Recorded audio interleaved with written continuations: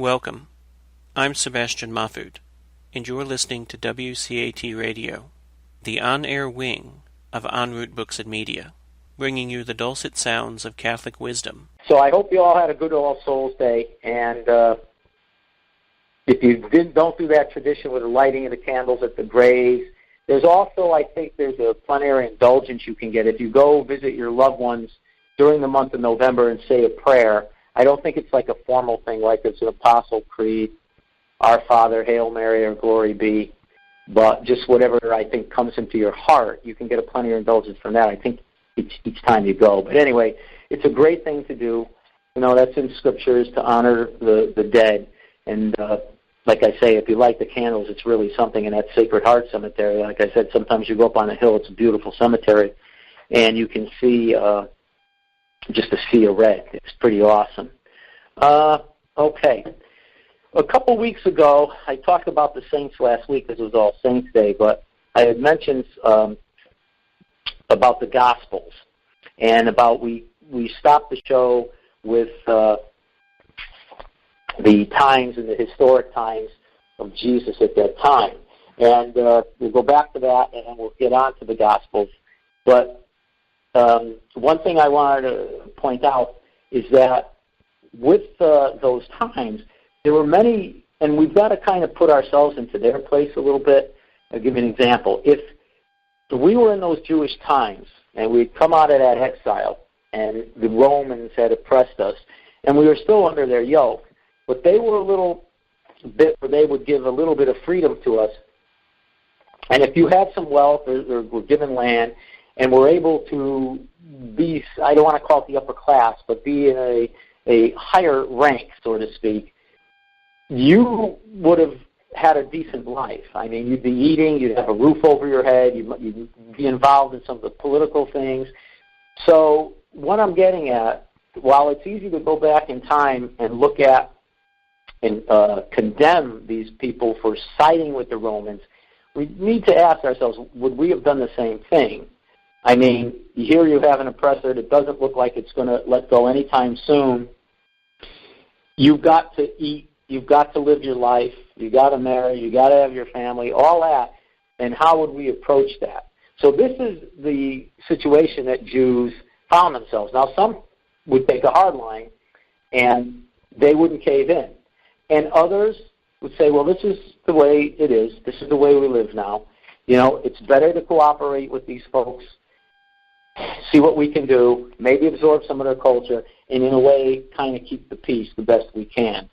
So that's how the situation of Jesus' time came. Now, we mentioned that Jesus was born, what the scholars think, anywhere from 6 to 4 B.C. during Herod the Great's reign. So with that in mind now, we're going to realize that Jesus had his public ministry, and this is how the Gospels came to be. So we're going to go and talk about that ministry. So basically, Jesus in his words and deeds had a lot of followers, especially among the poor. He gave, and I'm going to do a real quick summary here, he gave dignity to the women. He gave dignity to the marginalized and those that were discarded by the society. So, in essence, he had attracted a lot of followers. Now, some, and these were some of the apostles, they thought that this Messiah would be of a military type that would throw off the yoke of the Romans. And they would have the golden age, if you would, during David, when Israel was a powerful nation, and before they split, and they had been taken over. So he attracted many followers. The poor really loved him. His words and power, you know, obviously the way he had authority for words and the marvelous deeds he did were because he was anointed from God. So obviously Jesus not only spoke powerful words, which attracted the people because they had never heard such things by the Pharisees or the scribes or, you know, the Sadducees, any of the religious leaders of that time, because he spoke with authority. And the people were amazed at what he said. But more importantly, with his miracles and his healings and his signs, especially in John, when we see so many of these miracles, like the miracle at the wedding at Cana, the healing of the paralytics, the people with withered hands. The deeds became more important and impressive than the words, actually. Now, I mentioned during the parables, which Jesus used a lot, those short stories that were about everyday life, so the people would understand them, were often bracketed, the words were, by the deeds that Jesus did. And this was important because it certainly, if we saw a miracle healing, we could hear about it. And we hear these things. I'll use Fatima, for instance. We know that miracle of some took place. There's documents from the church. There's the papers that were secular and atheistic at the time that recorded it. So we know and we hear the words. But if we put ourselves and saw the miracle in that place, we would be even more affected because of what we had witnessed. And it was the same thing at Jesus' time. They were more impressed and would remember more by what they saw than what they heard. So with all this, Jesus became a thorn in the religious society high life at that time of the people that were in charge. And he also, when he went to the temple and overturned the money changers, and there was that uproar by not only the Jewish leaders, but now by the Romans, because they had heard all this talk about a king, and they did not want insurrection. Above all, for the Romans, what was paramount to their success was keeping the power structure where it was, and that was by the heavy hand. So nothing like that could be tolerated because they did not want any insurrections. So both groups now were very concerned when Jesus did that. And that eventually led to his passion and his death, which, of course, was all part of salvation history. And with that being said, I'm jumping over, these words and these deeds were written down. And we know that the Gospels, then, are the written word that God inspired these authors in their humanity, in their human faculties, in the way they did things as human beings, the Holy Spirit inspired. Now, that being said, these Gospels that we know of today, that were decided by the canon of the Catholic Church, and that is Matthew, and there is Mark, and there is Luke, and there is John. And the Gospels that we know didn't just start out like that way back when.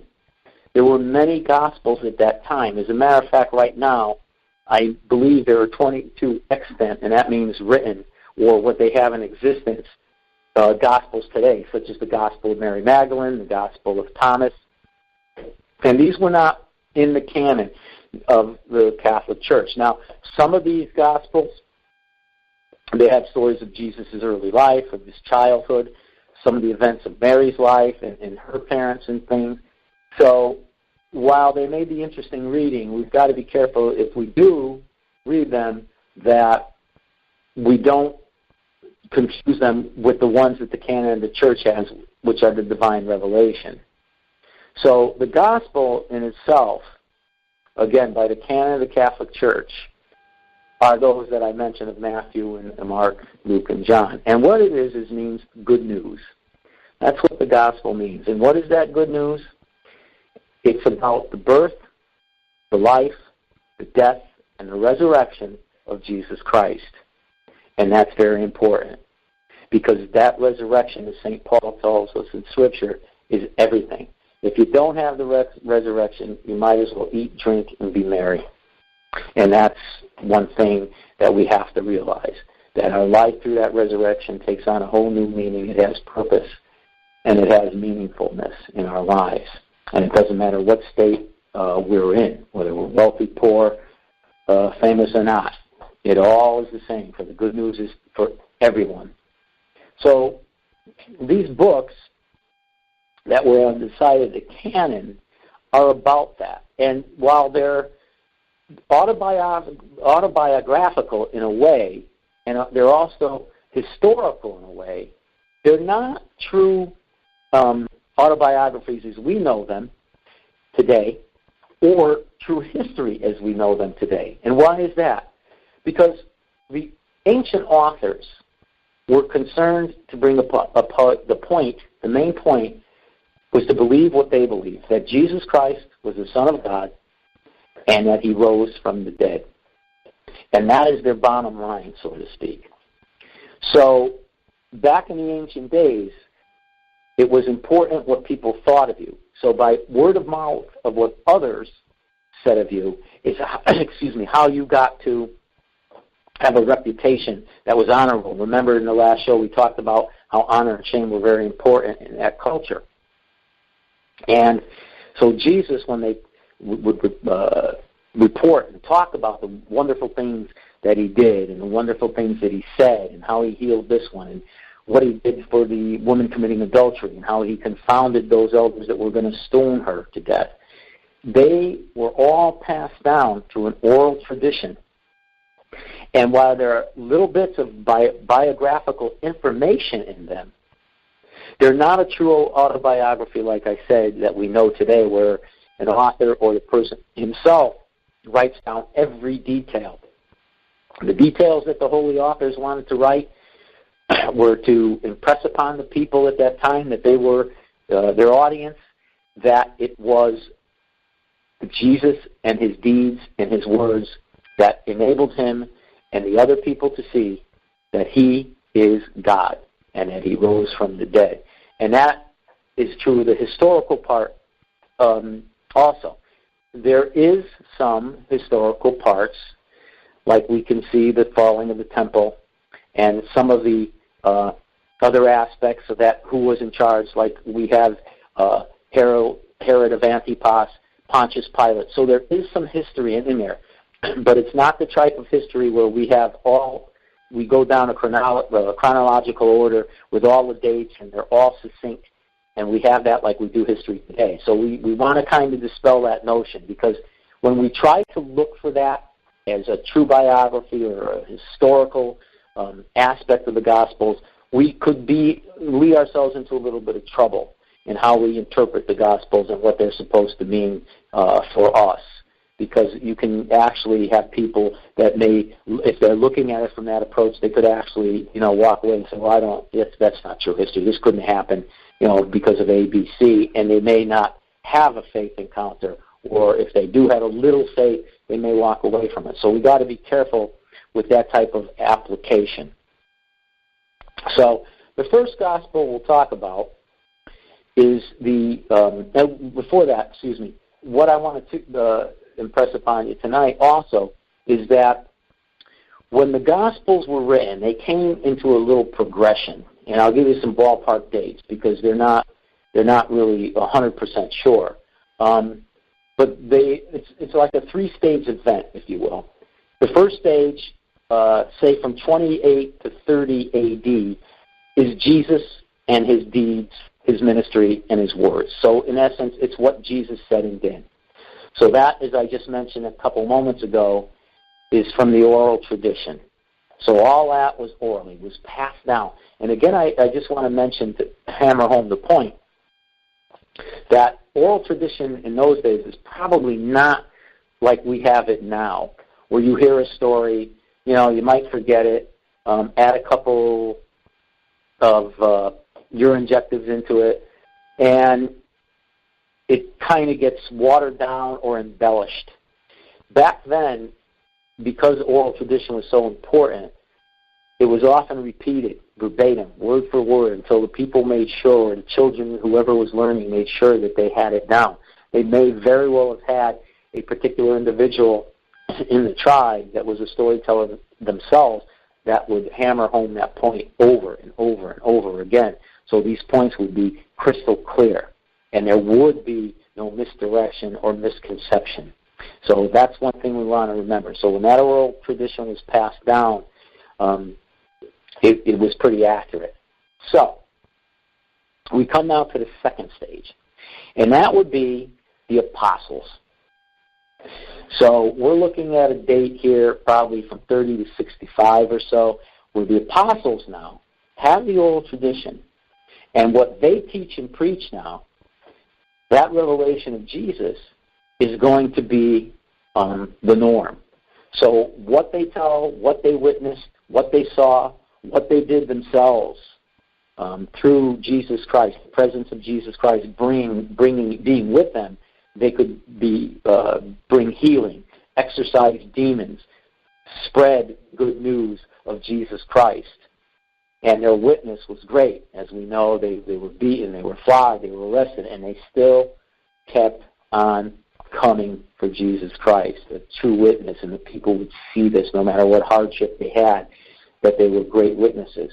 So that would be the second stage. Now, the third stage developed and that would be basically from 65 to 100, because they think that the earliest version, the first book written was Mark, and we'll get all into that later, if not this show, the next, but that it may have been 40 or 60 years after Jesus was crucified and then rose from the dead. So you've got quite a few years there, a time gap. That's what they think is the earliest.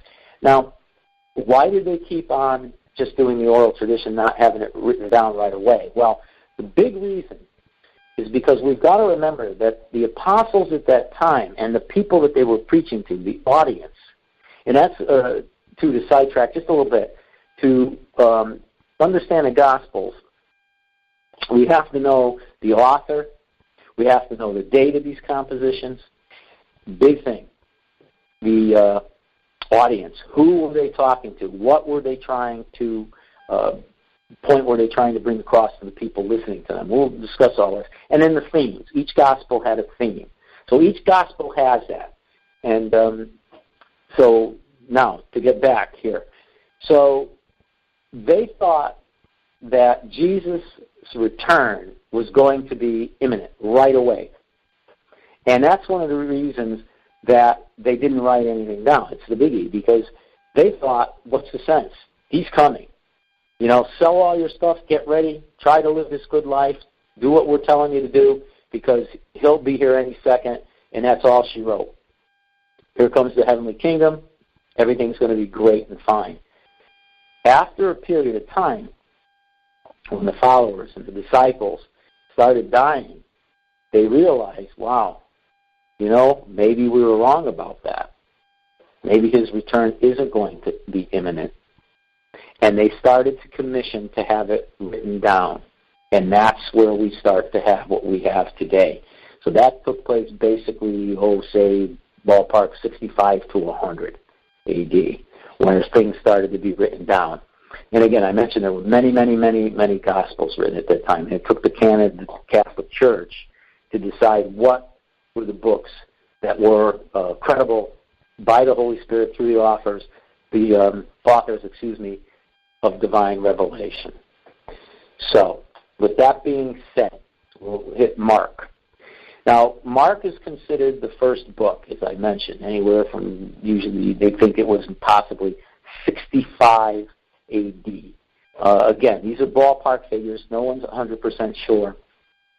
But there is an inference in Mark that the temple was not destroyed yet. And that would have happened in 70 A.D. when the Romans went to town and leveled it. And as Jesus said, not one thing will be left here. Everything will be destroyed. It was extremely brutal. It was torched, left into rubble, people starving to death, cannibalizing themselves. Awful situation. That group that we mentioned, the Zealots, were completely wiped out. It was, for the Jews, terrible. Plus, the temple represented a macro and a microcosm of God and the universe and their world, because it was all tied up with that. And when they saw that destroyed, in essence, everything else was too. Their world and universe was shot. So it was a very, very difficult time. But there's reference in Mark's Gospel that the temple, while this author was writing it, was still in existence. So Mark, they think, could have been an interpreter of Peter, and that some of the stuff was directly told to Mark from Peter. Or he could have been the John Mark, who was a leader of the Christian church, which was written about in Acts. And they're not, again, all of this, not 100% sure, but it could have very well been him. They're thinking the scholars, that is, that, for what it's worth, that he was not a disciple of Jesus, but he was a colleague of Peter and Paul and would have got his information and sources from there. But Mark probably got his sources, obviously, on the oral tradition that was passed down, because some of the people were still alive at this time, and they would have probably given him some information, as well as whatever written sources there were at that time. Mark probably used them. Again, a lot of speculation here, nothing 100% sure. But so that is the author. And the first book of Mark, and we know it's a very action-orientated gospel, we look and see that Mark wanted to tell the people he was talking about, his audience, if you remember that I mentioned. And basically, Mark had to have a knowledge of Jewish practices because it's in his gospel. And he explained some of those things. So what does that tell us? If we knew that they were just Jewish people, he wouldn't have had to do some explaining of Jewish customs because they would have known them. So it was a combination of Jew and Gentile. So Mark was trying to bring that theme of Jesus being God to an audience that was Jewish and Gentile at the time. And some scholars think that Mark may have been written in Rome, where it was composed. Again, not 100% sure. But, when we're talking about things like this with the gospel, too, remember, the point of the matter is, remember I mentioned just a minute ago about the historicity and the autobiographies? The point of the matter we need to realize with the gospel is what that divine revelation is, and to really look at the things, what these authors were telling us, rather than get caught up in the detail, where we miss, we don't see the forest because of the trees. We don't want to do that. We want to realize what the Gospels are trying to impress upon us, pretty much like those old audiences did. So Mark had that audience, and he wanted to bring apart a point of Jesus being the suffering Messiah. That was one of his big themes, was the suffering Messiah. He would be a servant. As Jesus said, he had come to ransom many. He had come not to serve, not to be served, but to serve. And Mark wanted to bring that point across to his audience, because when you look at the story of the crucifixion and resurrection, we have to go back to, again, that ancient culture to see what they believed.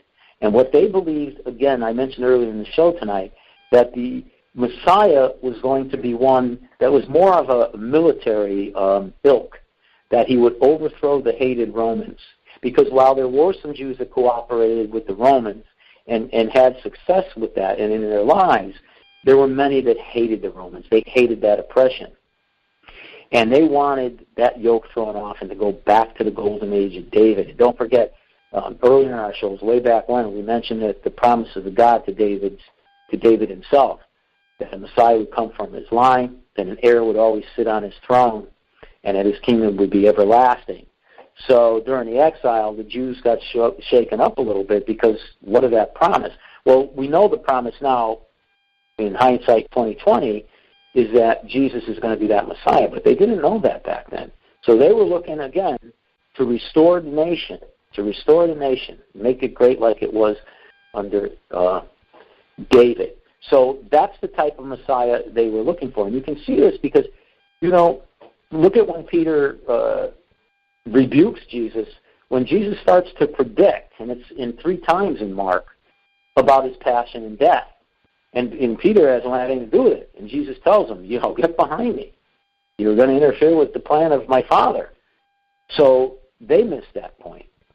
And then you have the disciples speaking who was the greatest among them. And James and John's mother wanted them to, where will they sit on your right and left? Because they were still under this impression that Jesus was going to be this type of king. And, some scholars think that may have been one of the reasons Judas tried to betray Jesus, is to try and get him to kind of move a little bit with this overthrow, and maybe an arrest and would kind of motivate Jesus to get that kingdom going. But again, Mark's pointing out to that audience at that time, and to us as well, that that's not the type of Messiah that was coming.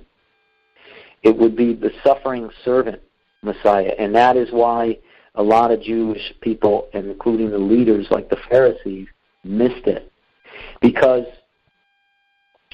when you look at the crucifixion, we've got to remember, for the Jews at this time, as well as the Gentiles, this was a punishment for lawbreakers.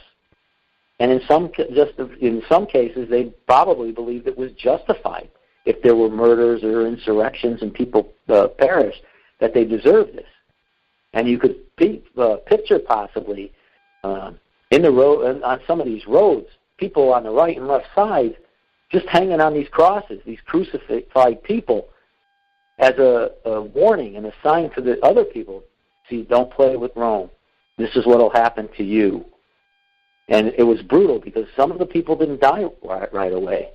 And they would be out there suffering tremendously in that hot sun, and everything that you can probably imagine happened to those folks. And so this is one of the ways that they tried to thwart any bad behavior.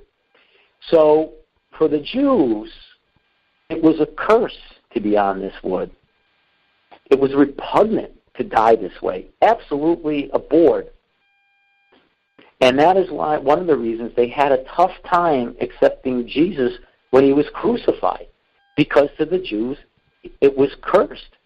And when you look and see the Garden of Gethsemane, now Gethsemane means oil press, but it also, when Jesus is praying to his Father to ask that this cup be taken away, the ancients believe that, again, the cup was a sign that you had fallen out of God's disfavor, and again, you were cursed. And even worse, not only falling out of God's favor, but in the fact that God made a spiritual judgment upon the individual crucified, because you were being crucified, and you were being punished by God, and there was a judgment on you.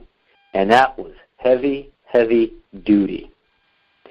So when you see that, and coupled with it, I don't want to get too far ahead here for other shows, but you can see the terrible wrestling that Jesus must have underwent in the Garden at Gethsemane.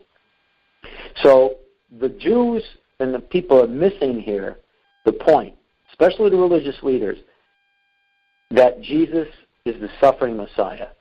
And when they put him on that cross, and they're mocking him, if you remember the scripture, to tell him, come down, save yourself if you're God, they missed the whole point.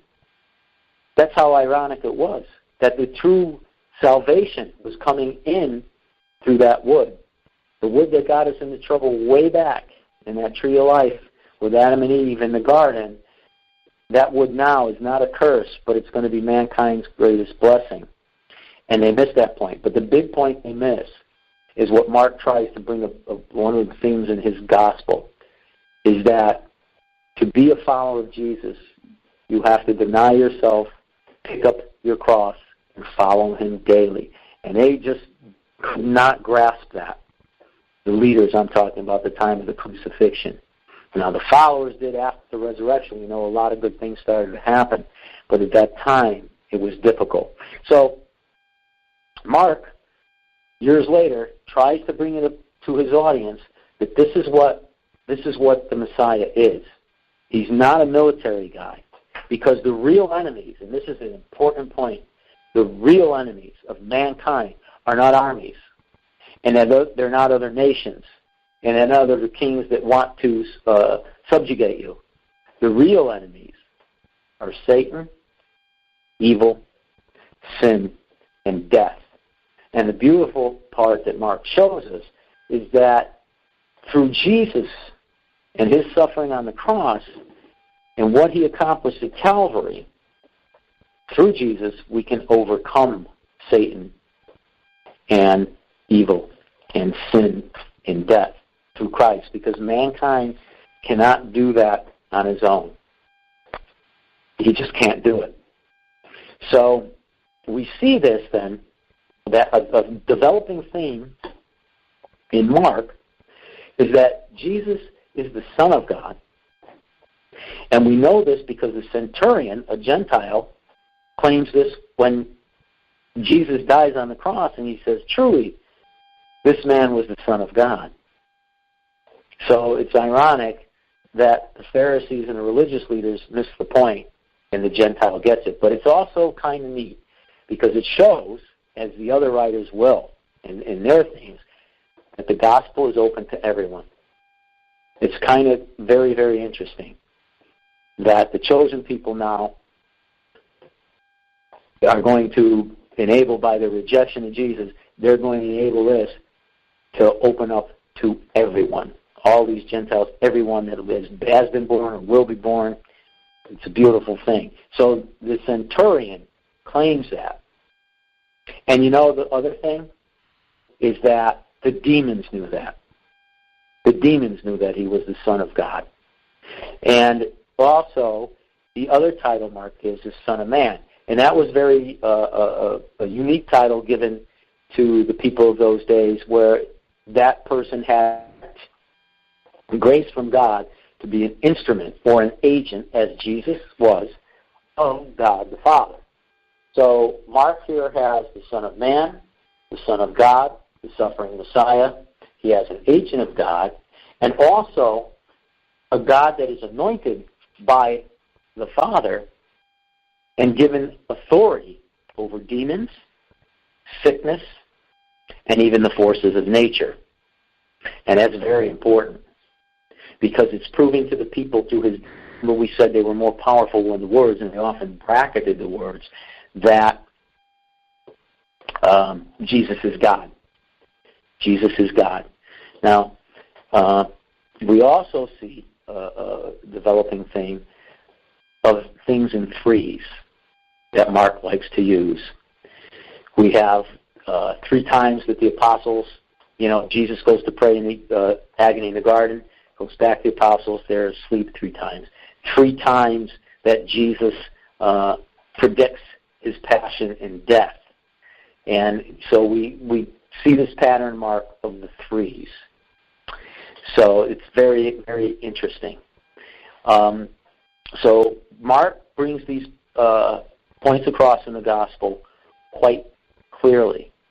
And it's interesting to note that if the structure of what Mark did is, if you look, the early stories are in Galilee, where Jesus spent a great deal of his time. And of course, the other stories there, especially the ones that accumulate in the Passion and then the Resurrection, are in Jerusalem.